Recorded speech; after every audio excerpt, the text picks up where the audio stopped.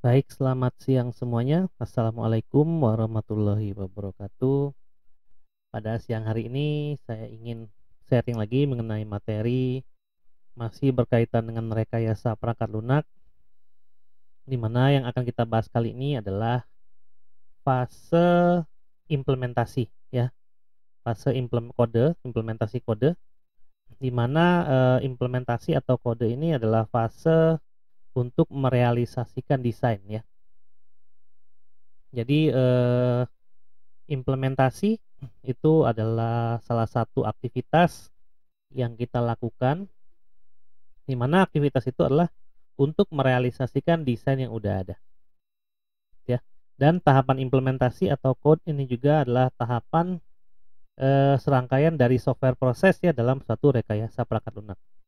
Nah, kita sudah membahas masalah analisa ya, requirement, kita udah membahas masalah desain. Kali ini kita membahas masalah coding atau implementation atau code gitu ya. Nah, jadi, code ini adalah salah satu seni ya untuk membuat suatu instruksi dari, eee, komputer ya, dari program komputer, di mana kita di sini menggunakan bahasa pemrograman tertentu agar komputer tahu apa yang diinginkan, gitu ya. Nah, idealnya memang kode ini dibuat dari desain yang sudah ada, yang sudah diimplementasikan sebelumnya pada fase sebelumnya.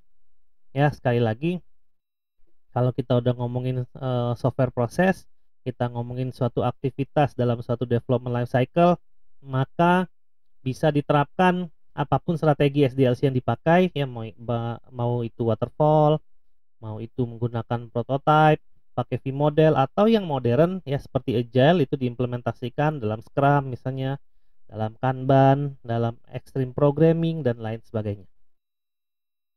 Jadi idealnya ya coding itu adalah sesuatu yang direalisasikan dalam bentuk program komputer dari desain yang sudah dibuat sebelumnya, ya. Nah, banyak orang yang masih menganggap bahwa, desain itu tidak terlalu penting ya. Padahal kita udah bahas di video sebelumnya bahwa desain itu salah satu yang justru, penting di awal pembangunan perangkat lunak, di mana kita bisa lihat nanti gambaran, keseluruhan dari perangkat lunak yang kita buat. Namun kebanyakan ya, di proyek-proyek pembangunan perangkat lunak, itu mengabaikan aspek desain dan requirement yang detail, ya. Biasanya langsung tiba-tiba coding, ya. Langsung tiba-tiba coding. Memang coding ini adalah tahapan yang penting juga gitu ya dalam, serangkaian software proses. Namun kalau kita lihat cost yang dikeluarkan untuk implementasi ini sebenarnya nggak banyak, ya. Karena sejatinya, di fase implementation ini dikerjakan oleh programmer, ya. Di antara serangkaian tim project, yang paling kecil gajinya itu adalah programmer. Ya, honor yang dia dapatkan kecil kalau kita ngomongin, setara gitu ya. Jadi banyak orang yang salah mengartikan dalam suatu tim pembangunan perangkat lunak gitu ya. Ada yang namanya, sistem analis, ada yang namanya programmer, ada yang namanya software tester, ada yang namanya project manager. Itu adalah hanya sebatas role. Role itu berarti peran, ya peran dari seseorang yang bekerja dalam suatu project, dan, dalam role itu melekat job desk yang dia harus lakukan dalam project. Jadi role itu tidak mencerminkan mana atasan, mana bawahan, gitu ya. Nah, kalau di Indonesia ini memang agak unik ya, selalu project manager itu dianggap sebagai atasan, padahal enggak, gitu ya. Justru project manager itu adalah role, di mana role-nya dia melekat job desk-nya dia. Apa job desk-nya project manager? Dia yang mengatur project, mengelola project, dan lain-lain. Dia bukan atasan dalam project ya. Kalau dalam organisasi yang utuh bisa jadi, project manager itu adalah atasan kita, bisa jadi. Namun kalau kita udah ngomongin project, maka kondisi kita setara. Artinya kalau si project manager tidak bisa mengkoordinir project dengan baik, maka memang dia yang tidak baik dalam bekerja, bukan tim yang lain, gitu ya. Namun di Indonesia memang programmer ini diidentikan sebagai kayak pegawai kelas bawah ya atau kelas rendah dalam suatu organisasi. Padahal kadangkala bisa jadi gitu ya, programmer itu ternyata sudah ada di perusahaan itu selama 10 tahun. Ya, saya pernah mendapatkan ada programmer yang dia sudah mengabdi pada suatu perusahaan di suatu tempat gitu ya, di mana dia udah bekerja jadi programmer selama kurang lebih 5 tahun. Posisinya memang sebagai senior programmer saat itu, namun ternyata gajinya sama dengan programmer yang baru masuk. Nah, gitu ya. Memang sangat ironi ya kondisi programmer itu. Nah, padahal memang kalau kita belajar rekayasa prakarlunak, memang programmer itu harusnya pekerjaannya tidak berat karena dia hanya mengimplementasikan apa yang sudah didesain. Ya, namun secara fakta di lapangan mayoritas atau kebanyakan software house atau dalam project perangkat lunak ya, project pembangunan perangkat lunak itu mau dari software house atau dari manapun juga, itu seringkali programmer itu berjalan sendiri. Artinya dia sebagai sistem analis, dia sebagai software design, dia yang coding, dia yang ngetes, dia juga yang nanti akan mendeploy si aplikasinya. Jadi seperti single fighter untuk semua role, jadi ada di dia. Namun kalau kita nanya bayarannya gimana, bayarannya tetap programmer gitu ya, paling rendah ya. Nah, di sini programmer mengimplementasikan desain yang sudah dibuat, di mana ketika diimplementasi itu baru terlihat nanti aktual daripada bug ya, daripada kesalahan ya, error-error dan lain-lain. Nah, disitulah nanti programmer bisa mengendalikan bug yang nantinya yang mungkin saja bisa muncul nanti setelah fase operasional, dan error-error yang mungkin saja terjadi saat fase development ya. Nah, di sini dari desain yang ada biasanya kalau kita ngomongin desain, kalau memang yang mendesain bagus ya, artinya desainnya itu sudah mencakup bahwasanya kondisi apa saja yang memungkinkan ya suatu program itu dieksekusi ya. Kan harusnya kalau software designer itu bisa mikir ya, kalau kita akan mendesain suatu aplikasi, seperti apa dia dinyatakan diterima, ya seperti apa dia dinyatakan tidak diterima. Nah, itu harus bisa ditangkap dengan baik, dan di situ nanti ketika desain udah jadi, programmer bisa mengimplementasikan itu dengan apa yang didesain tadi. Jadi programmer itu sebenarnya jangan sampai multitasking ya. Jangan sampai dia adalah seorang programmer, tapi dia juga disuruh membayangkan desain yang ada. Contohnya kalau misalnya form input data. Harusnya kan yang memberikan requirement dan desain mengenai apakah data itu harus ada atau tidak itu adalah software design ya sebenarnya. Misalnya programmer nanti harus membuat suatu kode atau ID secara otomatis. Nah, itu sebenarnya instruksi itu harusnya ada di desain. Nah, baru nanti programmer yang mengimplementasikan kode otomatis itu seperti apa, digitnya kayak gimana, dan seterusnya. Jadi programmer harusnya tidak memikirkan masalah itu ya. Masalah data yang boleh masuk, masalah data yang tidak boleh masuk, masalah nanti environment bagaimana mengakses sistemnya, karena environment itu kan bisa macam-macam ya.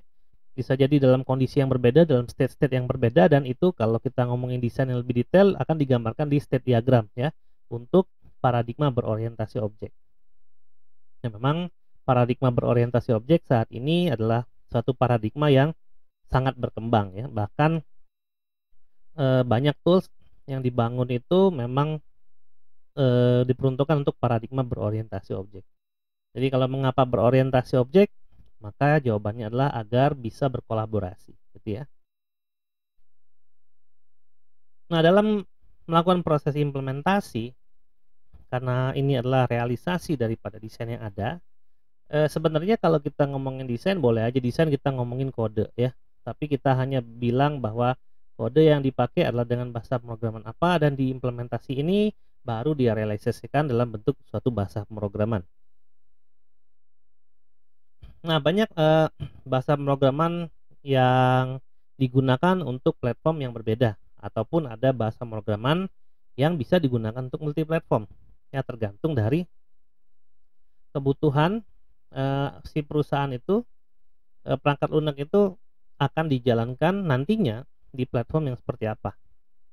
Misalnya dia menginginkan kombinasi antara mobile dan berbasis web, maka mungkin kita bisa pilih di sini ada Android dengan bahasa Kotlin-nya untuk mobile, dan untuk web mungkin kita bisa menggunakan PHP ya. Walaupun di tahun 2002 ini dinyatakan bahwa PHP itu hampir tidak laku lagi, namun kenyataannya memang PHP itu sampai saat ini masih digunakan terutama di Indonesia ya. Selain PHP banyak alternatif untuk web base ya, dari Google ada Golang ya, ada Node, ada Java Node.js ya, ada Python, ada Ruby dan lain-lain. Ya, untuk mobile pun juga banyak, ada iOS ya, atau mobile native juga bisa gitu ya. Mobile native itu pakai React bisa gitu ya. Jadi kita membuat aplikasi web namun dinatifkan ke dalam bentuk Android.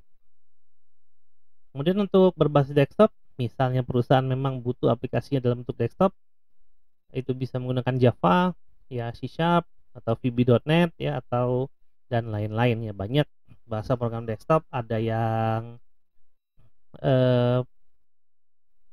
berbasis objek atau tidak gitu. Namun Java, C# sama VB.NET ini berbasis objek semua. Tapi rata-rata web based desktop mobile yang diperkenalkan ini mereka support semua untuk pemrograman berorientasi objek atau OP ya. Nah, pilih berdasarkan kebutuhan.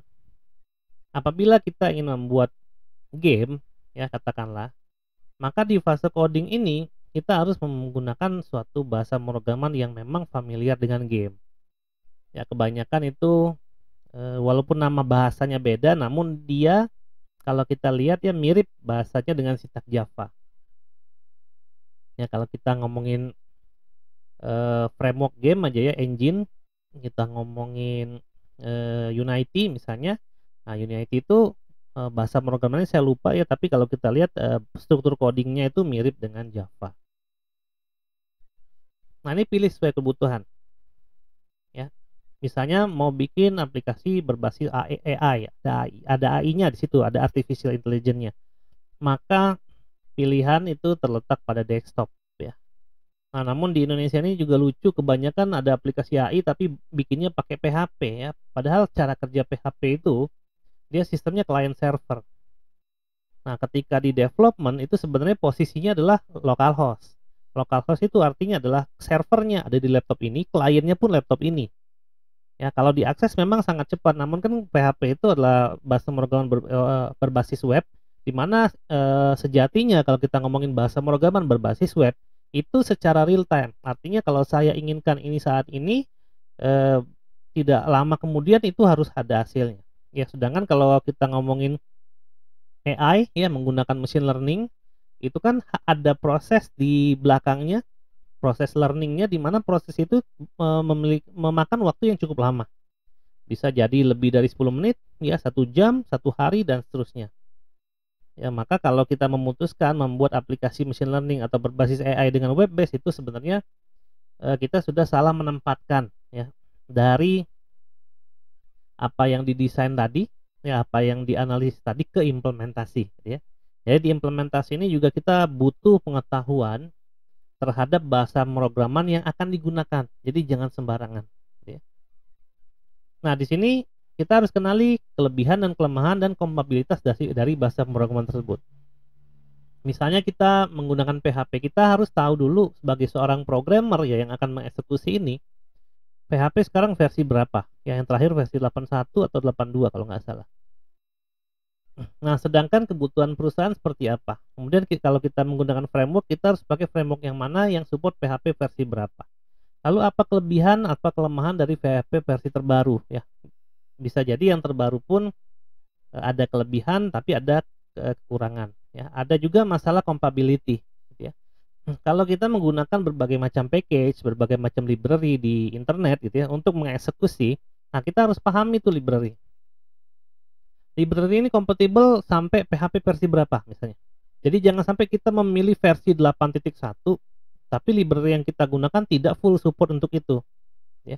Walaupun secara eksekusi dia bisa dieksekusi, namun karena dia tidak diperuntukkan untuk PHP versi 8, ya dikhawatirkan suatu hari compatibility-nya bisa hilang.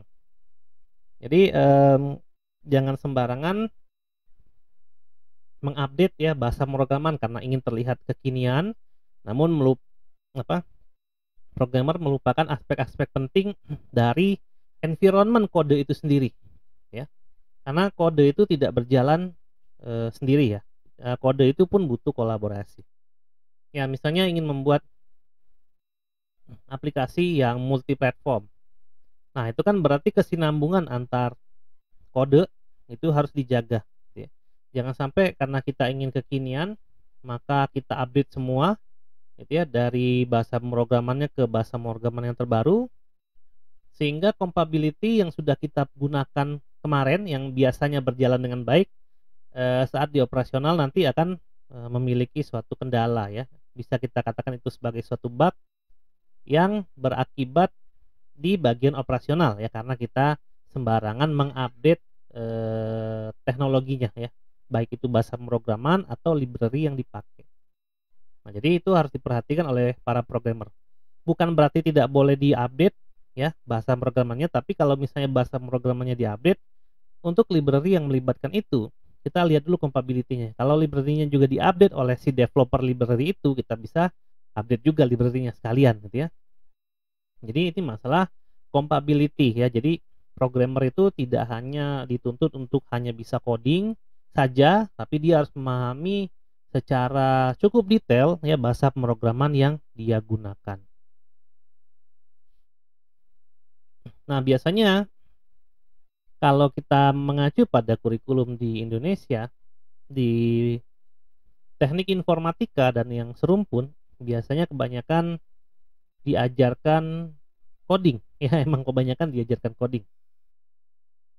Ya, ada kampus yang tiap semester itu pasti ada codingnya gitu ya. Bukan ada ya, mayoritas kampus di Indonesia itu tiap semester pasti ada codingnya.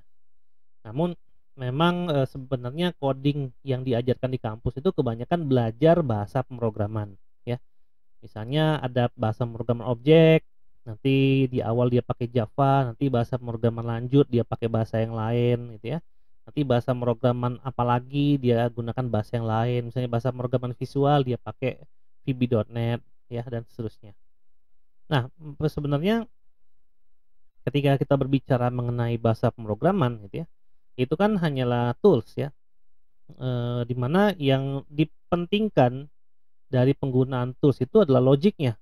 Artinya kalau teman-teman secara logik algoritma itu udah paham ya, penggunaan bahasa pemrograman itu tinggal kalian pelajari sendiri aja ya. Karena setiap perusahaan yang membuat bahasa pemrograman itu pasti menyertakan dokumentasinya, baik bahasa pemrograman itu berbayar ataupun yang gratis ya. Nah, biasanya ini suka ditanyakan oleh dosen ya, apalagi saya suka nanya, dari nilai 1 sampai 10 berapa nilai skill coding Anda? Nah, karena memang kurikulum teknik informatika terutama di Indonesia itu kebanyakan skill coding, artinya lucu saja kalau misalnya sudah lulus S1 tapi nggak bisa coding gitu ya, itu adalah sangat ironis sekali. Nah, di sini ada berbagai macam sebenarnya ya implementation practice yang bisa digunakan. Terlebih lagi implement practice yang melekat pada bahasa pemrogramannya. Kalau kita ngomongin di sini, kita contohkan ya adalah bahasa pemrograman object oriented. Dia punya suatu pola native di mana dia pasti ada kelas, ya ada atribut dan ada metode. Dimana kalau kita ingin mengakses atau mengimplement atau menggunakan metodenya, maka kita harus menginstansiasikan dulu kelasnya gitu ya, menjadi suatu objek dan seterusnya. Nah, itu adalah native ya, pola native dari suatu bahasa pemrograman, khususnya yang untuk object oriented. Nah, untuk bahasa pemrograman terstruktur dia tidak ada pola native biasanya ya. Apa yang dibuat itu tergantung daripada apa yang ada di pikiran para programmernya.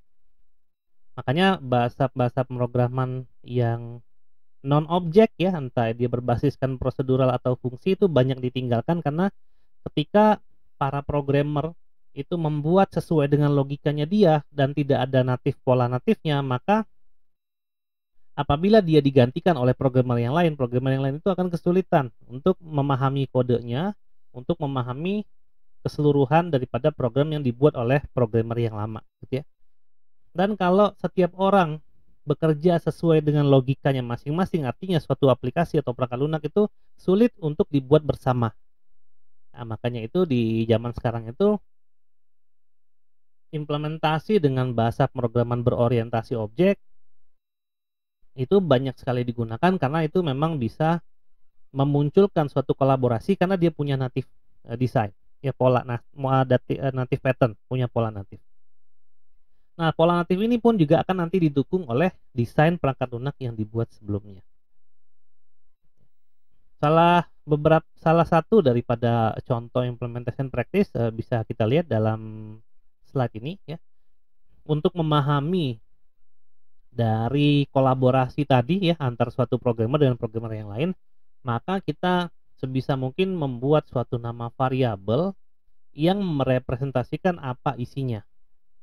Kalau kita ngomongin tanggal lahir, maka isinya adalah seperti ini. Jadi kalau programmernya yang lain juga melihat, oh tanggal lahir, maka dia dalam pikirannya itu dia udah tahu bahwa oh tanggal lahir itu bentuknya kayak gini. Ya. Sehingga kita jangan membuat suatu nama variabel yang aneh-aneh. Misalnya nama variabelnya adalah bintang kecil gitu ya. Pas dilihat bintang kecil ini apa sih gitu ya, nangkep apa sih variabel ini, menyimpan data apa. Ternyata pas dilihat adalah tanggal lahir, kan lucu gitu ya. Termasuk penamaan tabel, kalau kita ngomongin database di relational database, itu juga sebisa mungkin nama atribut itu merepresentasikan apa yang menjadi apa yang ada dalam isinya gitu ya. Jadi kalau memang dia adalah atribut tanggal lahir ya, maka isinya pun adalah tanggal lahir ya. Jadi jangan diganti-ganti. Kalau misalnya atributnya adalah jenis kelamin, maka isilah dengan laki-laki, perempuan, atau pria dan wanita. Jangan diisi 0 sama 1 gitu ya. Karena kalau orang melihat 0 sama 1 ini, representasinya bisa beda-beda. Ada yang mungkin ada dari satu tim kita yang menganggap 0 itu perempuan, 1 itu laki-laki gitu ya, atau ada yang berpikir kebalikannya, yang menganggap 0 itu laki-laki dan 1 perempuan. Ya.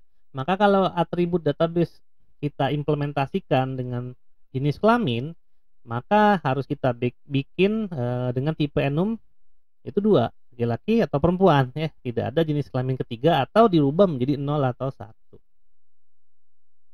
Kemudian kalau kita ingin menyembunyikan detail dari informasi yang ada pada setiap aplikasi, kita bisa gunakan global variable yang bisa disimpan di tempat yang berbeda dari implementasi ya. Kalau kita pakai bahasa PHP, kita bisa simpan sebenarnya variabel global itu di dalam config-nya PHP.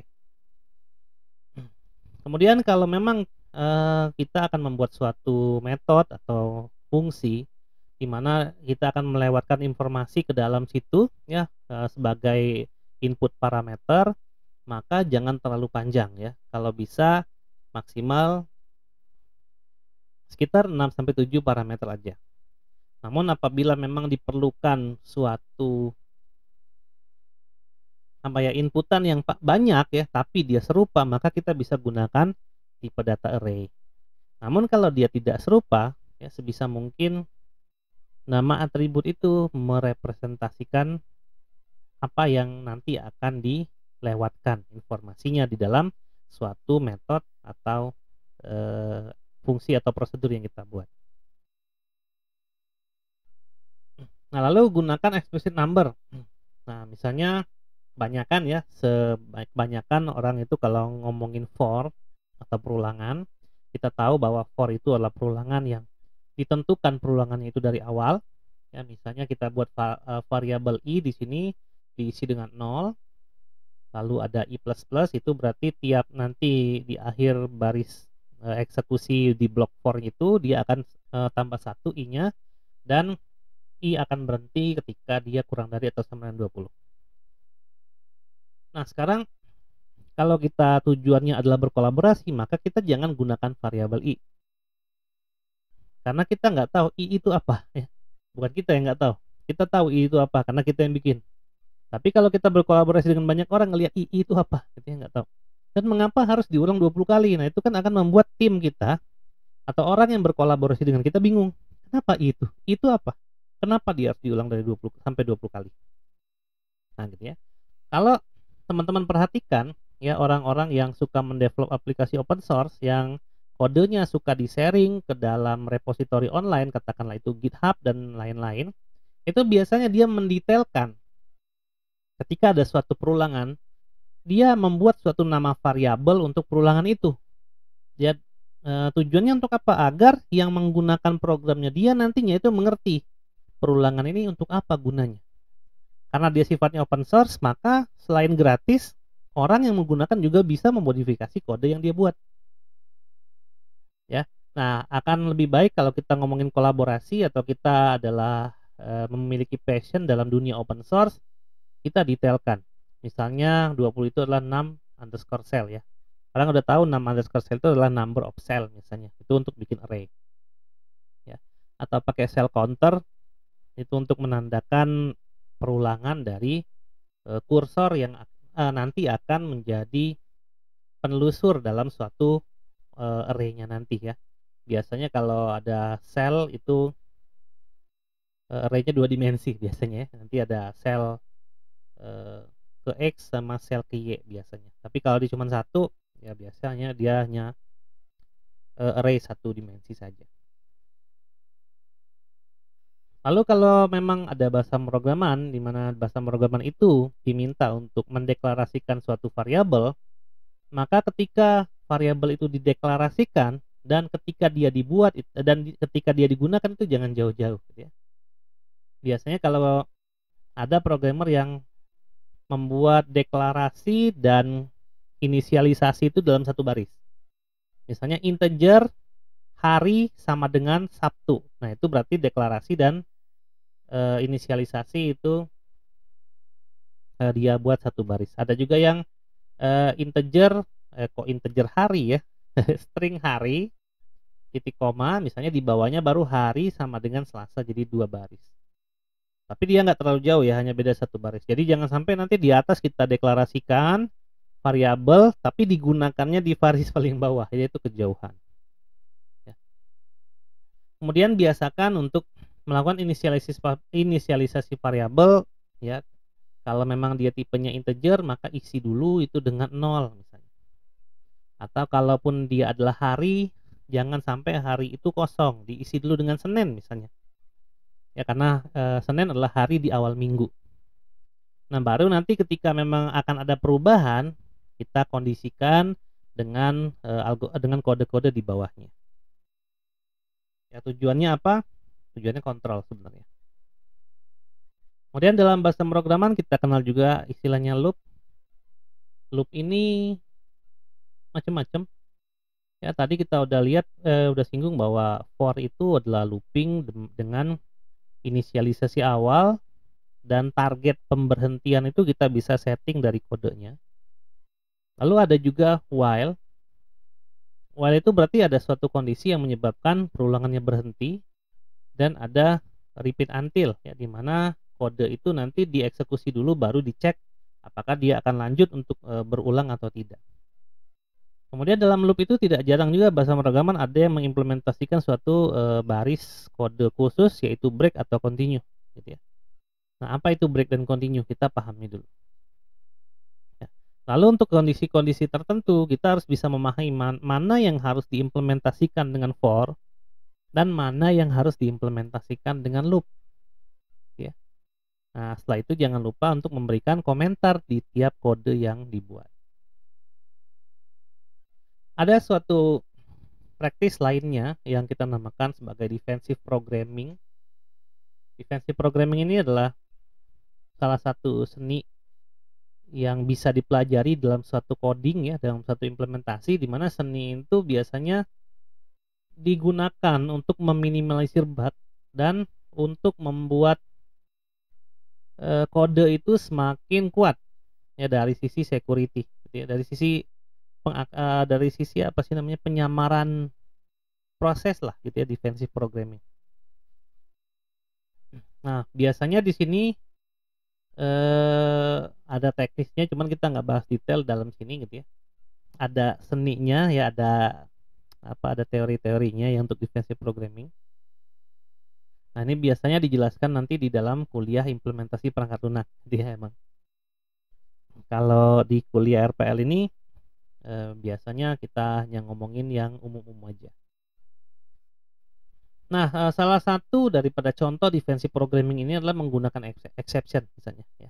Exception itu kalau kita ngomongin, kurikulum di Indonesia biasanya diperkenalkan pertama kali di dalam bahasa pemrograman Java, ya.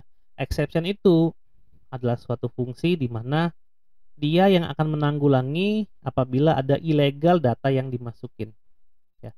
Misalnya kita ingin mengisi suatu variabel dengan bilangan integer, namun bisa saja user menginputkannya tidak integer, bisa jadi karakter, bisa jadi tanda, notasi khusus, tanda-tanda khusus, simbol, dan lain-lain. Nah, maka exception ini nanti akan bisa menangani hal itu, ya.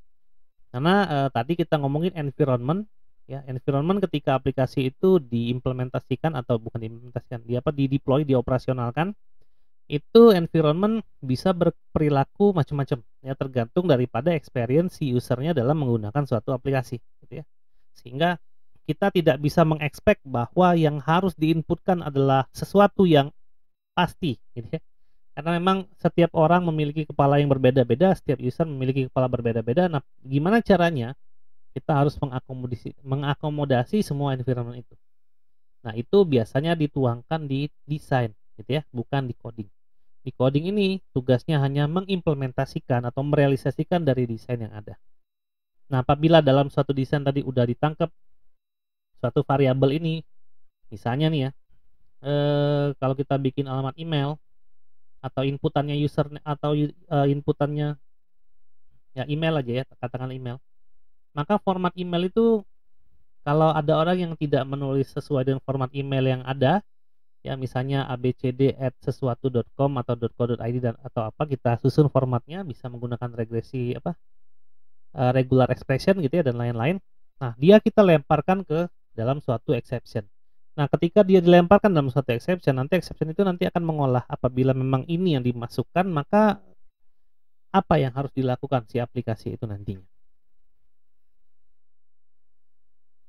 Nah, error handling yang lain juga dipelajari selain exception, ini juga berkaitan dengan defensive programming ya. Nah, biasanya ada beberapa practice dalam menangani error handling. Ya, salah satunya adalah yang pertama, wait for a legal data value. Jadi selama si usernya belum menginputkan data atau variabel atau isi daripada variabel yang diinginkan oleh si aplikasi, maka dia tidak boleh diterima, ya. Jadi si aplikasi tidak boleh menerima data yang tidak diinginkan, ya. Kemudian kita bisa mengeset suatu default value, artinya kalau misalnya ada suatu field yang memang kita bisa izinkan kosong, maka kita bisa isi dengan default value. Jadi implementasinya adalah di database sebenarnya ya, ada ngaruhnya di database. Di database itu nggak boleh kosong. Jadi pun kalau ada atribut dalam implementasi aplikasinya yang boleh kosong, di database nggak boleh kosong. Makanya selalu isikan suatu default value, mau kita isikan dari aplikasinya atau dari database langsung itu bebas. Yang pasti kalau memang ada atribut yang boleh kosong, itu sebisa mungkin nanti ketika dia akan masuk ke database, apabila aplikasinya mengimplementasikan database ya, itu tidak boleh kosong juga. Kemudian kita bisa menggunakan previous result. Jadi bisa jadi ada orang yang memasukkan satu nilai gitu ya. Nilai itu gagal, misalnya ya, dia masukkan ke dalam form. Kemudian formnya reload lagi, tapi kita gunakan apa yang sudah dia isi sebelumnya. Jadi jangan dihilangkan. Jadi jangan sampai ketika dia ngisi suatu form, ketika dia tekan tombol submit atau oke, ternyata ada salah satu variabel yang memang tidak diinginkan, kemudian di reload page-nya dan dia kosong lagi. Jadi jangan sampai seperti itu. Nah, bisa mungkin apa yang udah dikerjakan oleh user itu apabila memang ada kesalahan yang tidak diterima dari suatu aplikasinya, kita balikin ke result yang terakhir dia masukin. Lalu apabila ingin men-trace ya, menelusuri kesalahan-kesalahan atau bug atau error yang ada dalam aplikasi, kita bisa buatkan lognya di sini. Ya, log ini sangat penting untuk digunakan dan dicatat sebenarnya.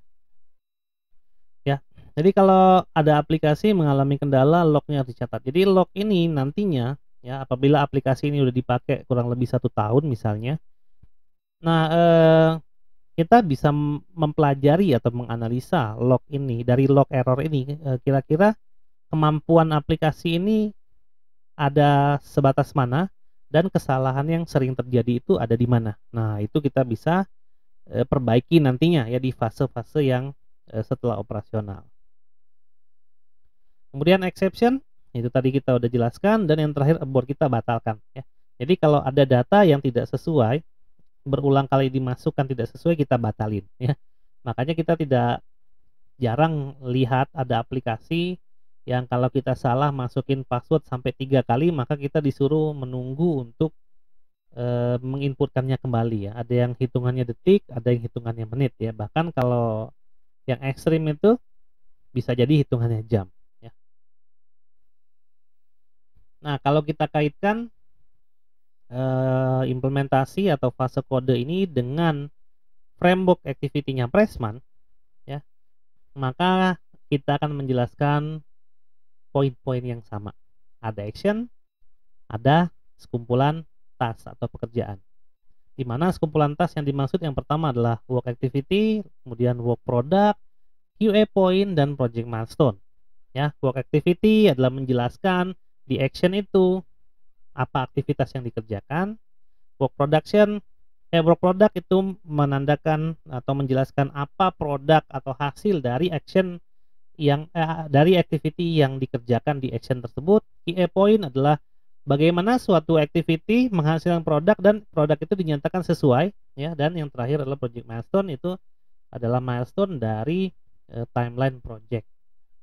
Contohnya di sini action pertama adalah design UI to code, artinya desain UI kita implementasikan ke dalam suatu code. Sebenarnya ya desain UI ke code ini, kalau kita menggunakan computer aided software engineering atau CASE tools yang baik, itu sebenarnya tinggal kita kerjakan dalam beberapa klik saja ya. Contohnya kalau kita menggunakan aplikasi yang namanya Just in Mind atau aplikasi yang lain. Nah, di situ biasanya kita lakukan desain. Kalau desain itu ingin kita jadikan kode HTML, kita tinggal ekstrak tuh HTML aja ya. Jadi kita tidak perlu membuat suatu tampilan atau UI itu from the scratch, artinya dari awal. Ya, ini tergantung daripada seberapa bagus ya tim development itu menggunakan case tools yang saya sebutkan tadi ya. Karena sejatinya dari desain ke kode itu banyak tools yang sudah bisa melakukannya ya. Ada yang gratis, ada pula yang bayar, tentunya yang bayar akan lebih baik lagi gitu ya dalam merubah bentuk desain ke dalam kode, yang memang desain yang dimaksud adalah desain yang memang digunakan untuk fase implementasi secara apa ya, secara dekat ya. Ya contohnya kayak kelas diagram. Ya kelas diagram itu nantinya kan akan jadi kelas ya di dalam bahasa Morgan Object. Entah dia pakai Java, entah dia pakai PHP dan lain-lain. Nah, kalau kita pakai tools itu sebenarnya kita udah bikin mana atributnya, mana nama kelasnya, mana metodenya. Nah, tinggal diimplementasikan ke kode. Nah, di kode itu nanti baru diimplementasikan maksud daripada metode yang ada di desain itu seperti apa. Ya, ada yang kayak gitu ya. Kemudian ada work productnya, misalnya hasilnya adalah home HTML, login HTML, dan lain-lain. QA point adalah kemiripan desain dari hasil implementasi dengan HTML ditambah UX yang baik. Nah, di sini kalau implementasi UI jangan lupa user experience-nya disesuaikan. Lalu ada project milestone di sini. Ya, tadi sudah saya jelaskan bahwa action-nya itu bisa lebih dari satu yang ada kaitannya dengan coding. Kemudian task set-nya, work activity itu merealisasikan desain. Semua kegiatan di coding itu adalah merealisasikan apa yang ada di desain sebelumnya. Kemudian work product itu adalah hasil coding yang disajikan. Ya, QA point itu kesesuaian antara coding dengan desain itu dinilai ya, dilakukan proses validasi dan verifikasi, dan project milestone itu tentunya timeline dari keseluruhan project sesuai dengan planning. Ya. Misalnya dikatakan action terakhir itu adalah code review, biasanya dilakukan oleh senior programmer ya. Kalau memang dalam project ada senior programmer, kalau nggak ada ya mabok. Nah, jadi code review itu biasanya digunakan untuk mereview kode. Code review ini biasanya digunakan di tradisional ataupun di agile ya, di modern seperti Scrum dan lain-lain. Namun memang kebanyakan ya kalau kita ngomongin project itu ya bagusnya sih orang yang memiliki skill yang baik ya isinya ya. Jadi dan yang me-manage pun adalah orang yang benar-benar bisa me-manage project. Ya, jadi jangan sampai si project manager itu adalah orang yang nggak ngerti apa-apa sebenarnya. Kemudian ada work product, ya biasanya ada dokumen code review-nya kalau kita ada proses code review atau eh, ada suatu kesepakatan kode ya dalam suatu sprint. Biasanya nanti bisa dibahas di retrospektif ya di retro. Lalu key point adalah kesesuaian kode dengan pola yang disepakati bersama. Jadi itu biasanya di-review dulu sehingga setiap orang yang coding itu nanti bisa mengerti ya secara logik karena kode itu kita harus bikin dengan suatu common sense ya atau common pattern. Dan terakhir adalah project milestone. Nah, biasanya kapan itu bisa didetailkan selama coding itu dilaksanakan. Baik, seperti itu ya kira-kira penjelasan mengenai fase implementasi dan kita kaitkan dengan framework activity-nya, Pressman, dan activity yang kita kaitkan dengan activity-nya di modern approach atau pendekatan modern. Itu saja dari saya. Ya, terima kasih telah menyaksikan video ini. Saya pamit. Semoga video ini berguna ya. Assalamualaikum warahmatullahi wabarakatuh.